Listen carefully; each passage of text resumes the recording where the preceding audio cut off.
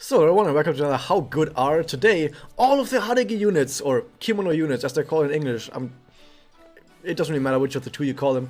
But first we're going to have to start out with the OG, the original Haregi unit, Haregi Madoka Haregi version. A support with 2 Excelus, 2 Blasters, support type. Does that mean that their stats are going to be bad? Yeah, the stats aren't that great because it's a support type.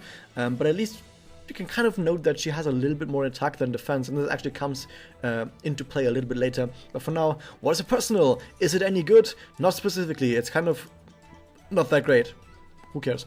By the way, I keep saying who cares quite a lot. It's just me saying that this is not very good and you shouldn't worry too much about this. Like, we can move on, basically. But we can just move on from this.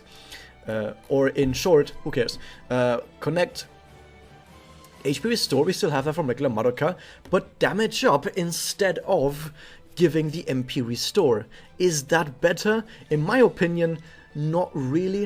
It kind of depends on your team setup, of course. If you want to go full deep DPS damage, then of course having a damage up is way better. But here's the thing, Magia also deal quite a lot of damage, and getting Magia out faster might actually be preferable, even if you're trying to maximize your damage.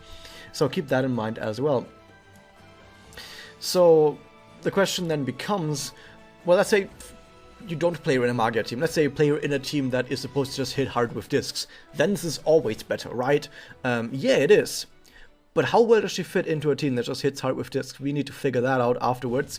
And we can move on with her Magia. But I can already say, by the way, that if you play on a team that only tries to hit hard with discs, I mean, the heal is nice, but she doesn't actually do much else to increase damage. But yeah, the Magia. Damages all enemies, okay, we still have that. MP Restore only to self. Oh, that's being very egotistical there, Madoka. What's gonna happen? I thought you were gonna sacrifice yourself for the good of everyone, not just for yourself. Oh, that's kind of selfish. She must have taken up the Homoda. Status aim resistance up, all allies. For 60% on Magia 5, that is ridiculously high, and it tries to darkness all enemies. That's pretty cool. How strong is this actually? Well, the status aim resistance up is awesome on every quest where the enemy actually uses status aimants on you, but uses otherwise, of course. And the darkness is good. It's good. It's nothing too awesome. The MP Restore to self really, if you look back at regular Madoka, having the MP Restore to everyone is what made that Magia so incredibly powerful, together with, of course, the damage cut on it. But having to give up on the MP Restore to everyone is kind of a harsh punishment, but maybe this time we can actually deal damage. Because remember, regular Madoka has one of the, if not the worst, attack stat out of every single 4-star in the entire game. But now, Kimono Madoka does actually have somewhat of an attack stat, so if she can keep restoring MP to herself, maybe she can deal a bunch of damage with her Magia. That said, if you want to deal a bunch of damage with her Magia, there's other characters that do that better. Like, if you want to purely play a Madoka DPS Magia team, just take a Magia type character that usually probably is going to have a higher attack stat with a more potent Magia on the effects, like offensively as well. Because this is a rather defensive Magia with the effects. Like, these effects are rather defensive. Starts aim resistance up and darknessing enemies. So do you deal damage or do you just go for defensives? You kind of have to give up stuff here to do something else. I feel like stuff is missing for like the one coherent playstyle. Maybe Spirit Enhancement will save us. Spirit Enhancement, we need a specific playstyle that we can play with Kimono Madoka. Tell us what playstyle we're gonna play. We have Skill Quicken in here, fine. We have Blast Damage up, Charge Attack Damage up, Anti-Chow and Anti-Stun, that's cool. You're just immune to Charm and Stun, so you can keep working it. You have Damage Cut, Market Damage up, Chance to Darkness on Attack, a lot of stuff that still doesn't tell us what's her playstyle supposed to be, and her active is just attack down on all enemies, 25% for 1 turn. What's her playstyle? For damage dealing with discs, her connect isn't good enough. It only has 1 damage effect on it. For healing, she only has 1 healing effect. It's not good enough to be a healer.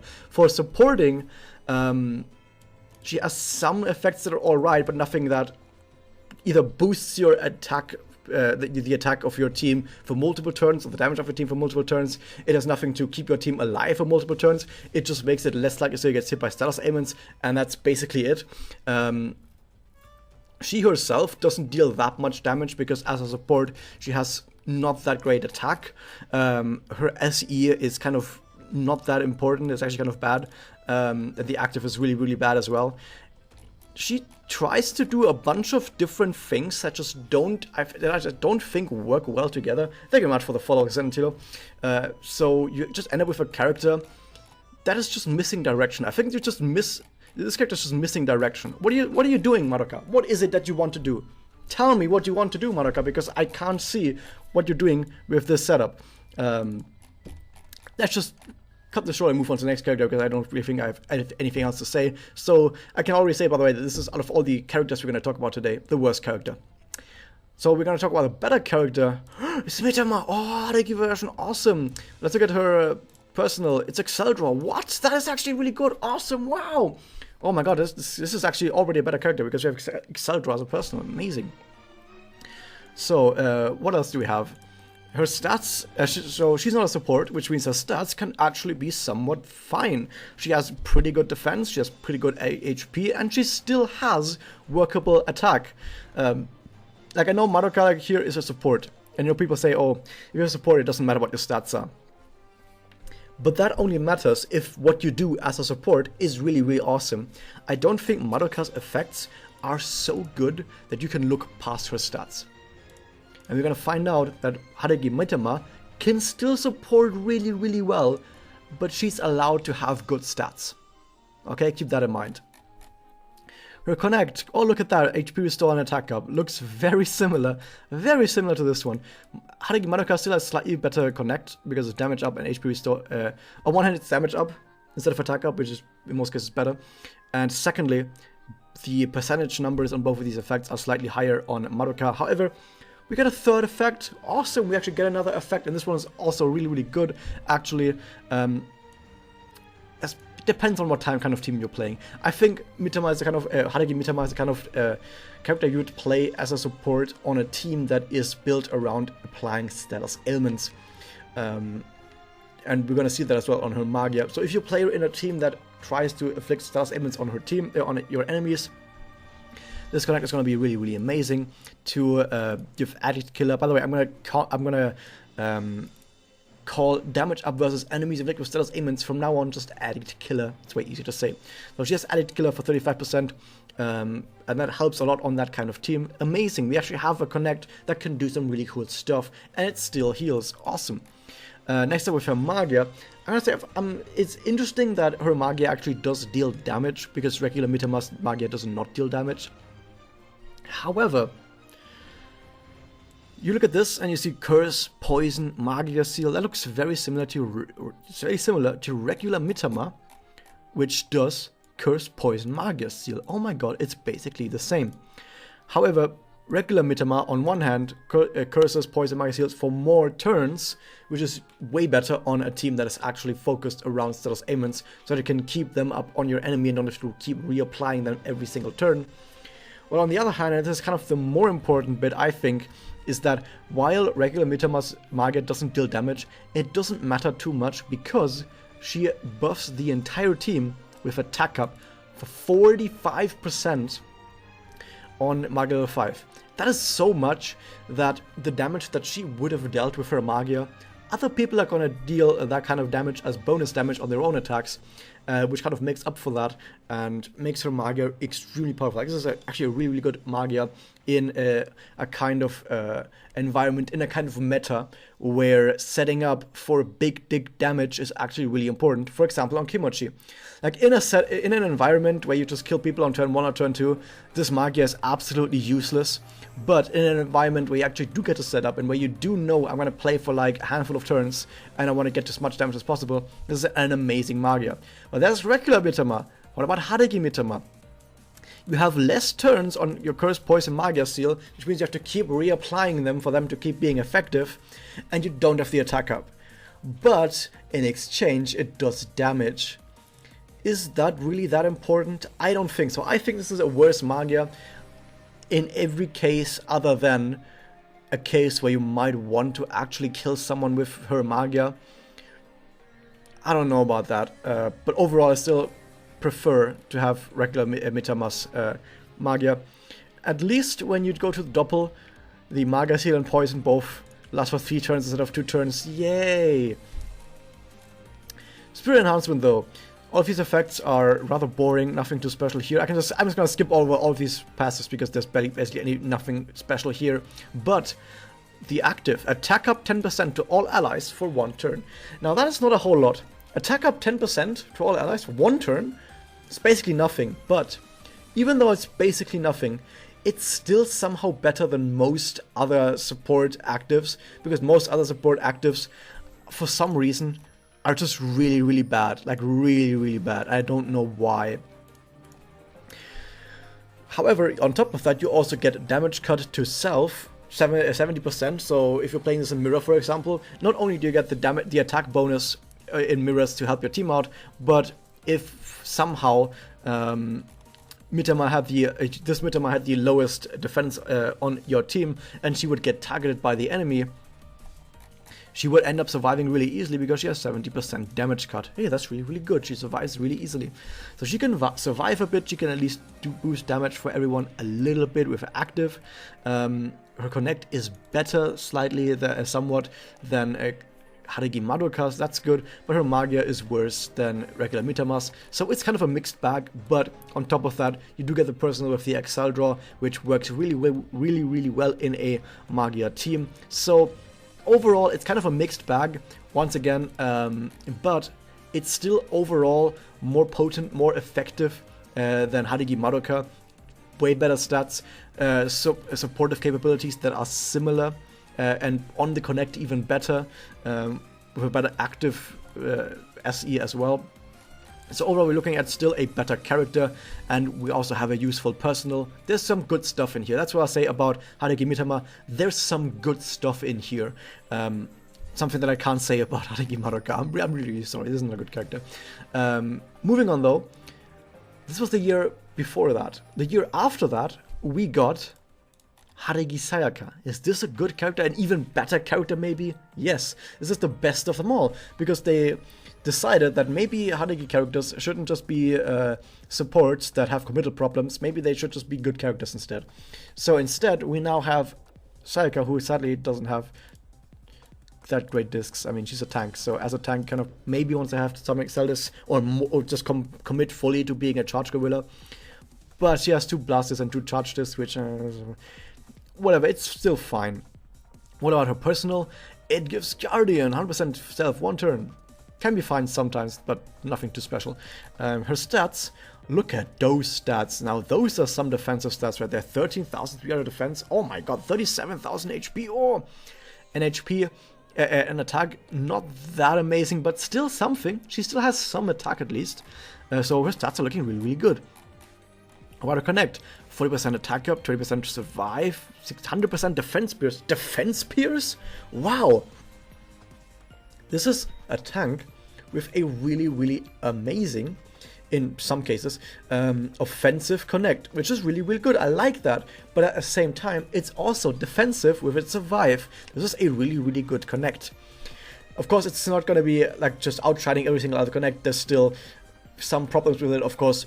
On one hand, defense pierce doesn't matter if the enemy doesn't have high defense, and survive also doesn't matter if the one you're connecting to is not gonna die in that turn anyway. So it does have some caveats here and there, but still overall, it's still a pretty decent, pretty alright connect, and if you use it against high defense units, you're gonna get a lot of mileage out of this one. What about the Magia though? Attribute strength and damage one enemy.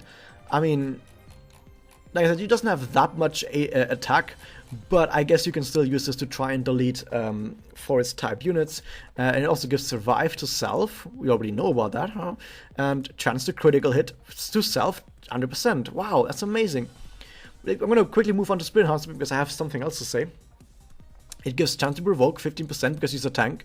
It gives her survive, which only works in PvE, only in quests, not in mirrors. You start the battle with a survive that lasts until it triggers. And then a bunch of other bonuses that are rather random. But more importantly, You take less damage from Excel discs and from Magia discs. That's interesting. I haven't seen that on most other characters. She also gets a regenerate HP, and she starts the battle with 30 MP. And I'm pulling my nose up because it makes me not having to sneeze. And her active basically heals herself to full at the end of the turn. So it's not a heal, it's a regenerate, which means it happens at the end of the turn. So that's really awesome. But before I can actually talk more about this character, it's another character we need to talk about. Yes, regular Sayaka, because the thing is, she's very, very similar to Sayaka. You remember how with Swimsuit Kyoko was basically the same character. Just a bunch of numbers tweaked. It was basically the same character. Now, of course, we know that Sayaka is Kyoko's girlfriend, so she must have seen that and been like, you know what, Kyoko, when I put on my Haregi, I'm also gonna make sure that I'm gonna stick very, very close to the kind of character I already was and not change too much. So she's gonna take after Kyoko and not change much as a character. So if you look at the stats, look at regular Sayaka stats, okay, and then look at Haregi Sayaka stats. Basically the same. Haregi Sayaka stats overall a tiny bit higher, but only really a tiny bit. It's not a big difference at all. It doesn't really make a difference. Okay, what about the connect? Okay, they both give attack up and some defensive. Attack up and a defensive, attack up and a defensive. At least Haregi Sayaka on top of that gets defense pierce, so this is overall the better connect. Awesome. But the Magia, it's single target damage that gives survive and critical hit. Single target damage that gives survive and critical hit. Oh my god, it's basically the same. However, Haregi Sayaka does bonus damage against fire types because she has the attribute strength and damage. But on the other hand, regular Sayaka gets counter. You kind of see how this doesn't really make that big of a difference. It doesn't really matter too much at all which of these two you take because they're kind of the same in most cases. What about the Spirit Enhancement though? They both get survive and provoke, and the Excel and Magia damage cut, and they both get the regenerate HP. They both get almost the exact same Spirit Enhancement as well. But here's some differences. Regular Sayaka has damage cut and crit, while Haregi Sayaka doesn't have the regular damage cut, but she starts the battle with 30 MP. Wow! Very, very small bonuses here and there. What about the active? Oh, Haregi Sayaka heals herself to full at the end of the turn. Regular Sayaka survives for one turn. So if you're about to die, regular Sayaka's active is way better. While if you know you're gonna not die this turn, then Haregi Sayaka's active is better. I can't really say which of these two characters is just better overall. You kind of just have to pick whatever it is you think you want. I'll say that most people will probably pick Haregi Sayaka just because she's a tiny bit cuter. But apart from that, not really too much to worry about. They're mostly the same character with just some slight differences here and there. Depends on what you want. Like for example, if you want to do solo mirrors, regular Sayaka is better because she has active survive. But apart from that, yeah, like I said, there's not too much else to worry about.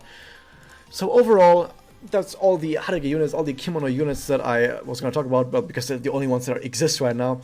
That said, I hope you guys enjoyed this. Hit that subscribe button, ring the bell, and I'll see you guys next time.